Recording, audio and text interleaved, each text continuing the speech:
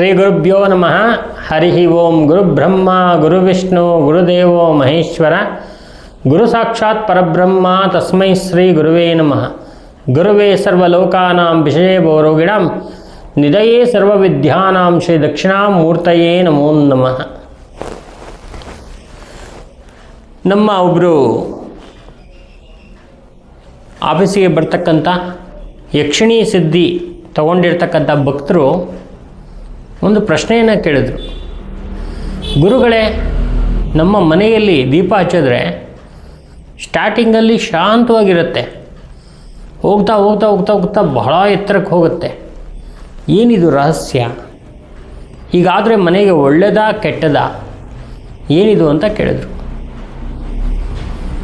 ನಾವು ಅದಕ್ಕೆ ಜನಗಳಿಗೆ ಈ ವಿಚಾರ ಗೊತ್ತಾಗಲಿ ಅಂಥೇಳಿ ಅವರ ಮುಖಾಂತರ ಅವ್ರು ಕೇಳಿರ್ತಕ್ಕಂಥ ಪ್ರಶ್ನೆಗಳಿಗೆ ನಾವು ಉತ್ತರವನ್ನು ಕೊಟ್ಟಿದ್ದೀವಿ. ಆದರೆ ಜನಗಳಿಗೂ ಕೂಡ ಈ ಒಂದು ವಿಚಾರದ ಬಗ್ಗೆ ಗೊತ್ತಿರಲಿ ಅಂಥೇಳಿ ಈ ಒಂದು ಉತ್ತರವನ್ನು ನಿಮಗೂ ಕೂಡ ಕೊಡ್ತಾ ಇದ್ದೀವಿ.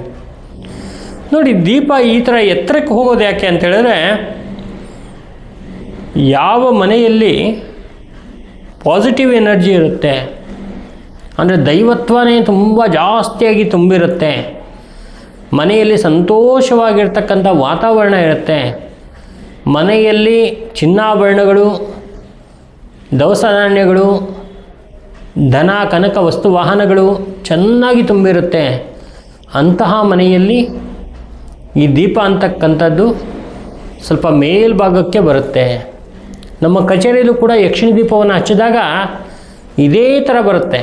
ಯಾರಾದರೂ ಬಂದು ಸಿದ್ಧಿಗೆ ಅಂತ ಕೂತ್ಕೊಂಡಾಗ ಆ ದೀಪ ಎತ್ತರಕ್ಕೆ ಬರುವಂಥದ್ದು, ಯಾರಾದರೂ ಪಾಸಿಟಿವ್ ಆಗಿರ್ತಕ್ಕಂಥ ಪ್ರಶ್ನೆಯನ್ನು ಕೇಳಿದಾಗ ಆ ದೀಪ ಎತ್ತರಕ್ಕೆ ಹೊತ್ತುವಂಥದ್ದು, ಈ ಥರದ್ದೆಲ್ಲ ಆಗುತ್ತೆ. ಇದು ಸೂಚನೆ ಏನಪ್ಪ ಅಂದರೆ, ನಿಮ್ಮ ಮನೆಯಲ್ಲಿ ಚೆನ್ನಾಗಿ ಅಭಿವೃದ್ಧಿ ಆಗುತ್ತೆ, ದೇವಿ ನೆಲೆಸಿರ್ತಾಳೆ ಅಂತಕ್ಕಂಥ ಒಂದು ಉದ್ದೇಶದಿಂದ ಈ ಥರ ದೀಪ ಬಹಳ ಎತ್ತರಕ್ಕೆ ಬರುವಂಥದ್ದು.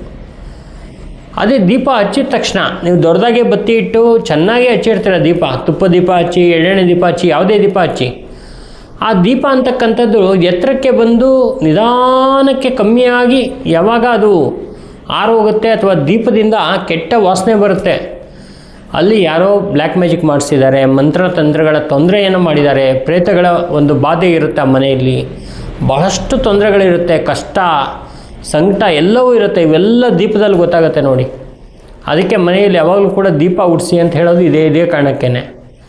ದೀಪ ಉರಿಸಿದಾಗ ಆ ದೀಪ ಯಾವ ರೀತಿಯಲ್ಲಿ ಹೋಗ್ತಾ ಇದೆ, ಆ ದೀಪದಲ್ಲಿ ಚೆನ್ನಾಗಿ ನಾವು ಅದನ್ನು ಸಿದ್ಧಿ ಮಾಡಿಕೊಂಡಾಗ ಆ ದೀಪದಲ್ಲಿ ಕಾಣಿಸುವಂಥ ಮುಖಗಳಿರ್ಬೋದು, ಆ ದೀಪದಲ್ಲಿ ನೋಡುವಂತಹ ಒಂದು ವಿಶೇಷವಾಗಿರ್ತಕ್ಕಂಥ ಶಕ್ತಿಯ ಒಂದು ಶಕ್ತಿ ಇರ್ಬೋದು, ಅದೆಲ್ಲವೂ ಕೂಡ ನಮಗೆ ಗೋಚರ ಆಗುತ್ತೆ. ಅಂತಹ ಶಕ್ತಿ ಇದೆ ದೀಪಕ್ಕೆ. ಮತ್ತು ದೀಪ ನಾವು ಹಚ್ಚೋದ್ರಿಂದ ಭೂತ ಪ್ರೇತ ಪಿಶಾಚಿಗಳು ಒಳಗಡೆ ಬರಲ್ಲ.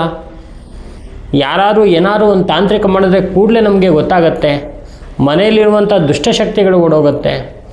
ಬಹಳಷ್ಟು ನಮಗೆ ಪ್ರಯೋಜನಗಳಿದೆ.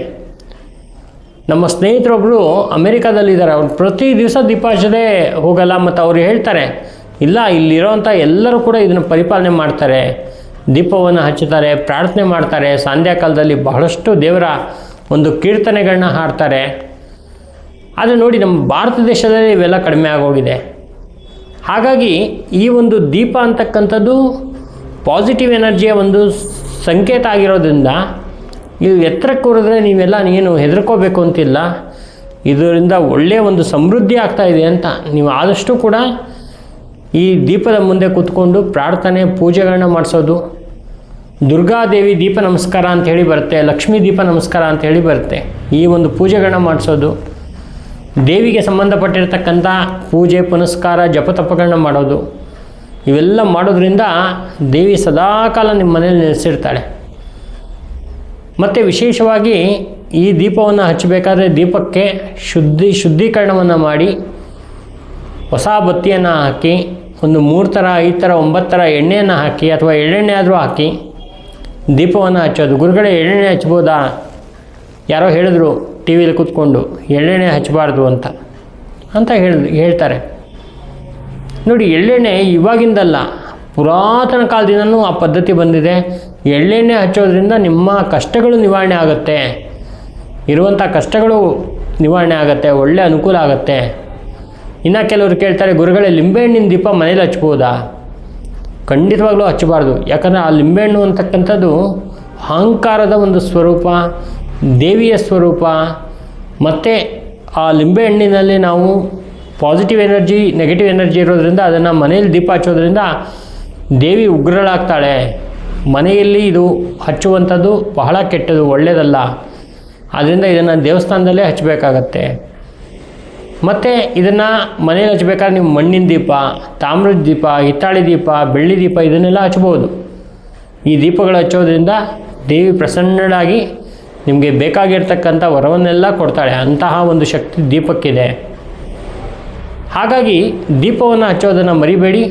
ದೀಪ ಚೆನ್ನಾಗಿ ಜೋರಾಗಿ ಉರಿದಷ್ಟು ನಿಮ್ಮ ಜೀವನದಲ್ಲಿ ಅಭಿವೃದ್ಧಿ ಅನುಕೂಲ ಅಂತಕ್ಕಂಥ ಸೂಚನೆಯನ್ನು ನೋಡ್ಕೊಳ್ಳಿ. ಮುಂದಿನ ವಿಡಿಯೋದಲ್ಲಿ ಇನ್ನೊಂದು ಅದ್ಭುತವಾಗಿರ್ತಕ್ಕಂಥ ವಿಚಾರದ ಬಗ್ಗೆ ಮಾತಾಡ್ತೀನಿ. ನಮಸ್ಕಾರ.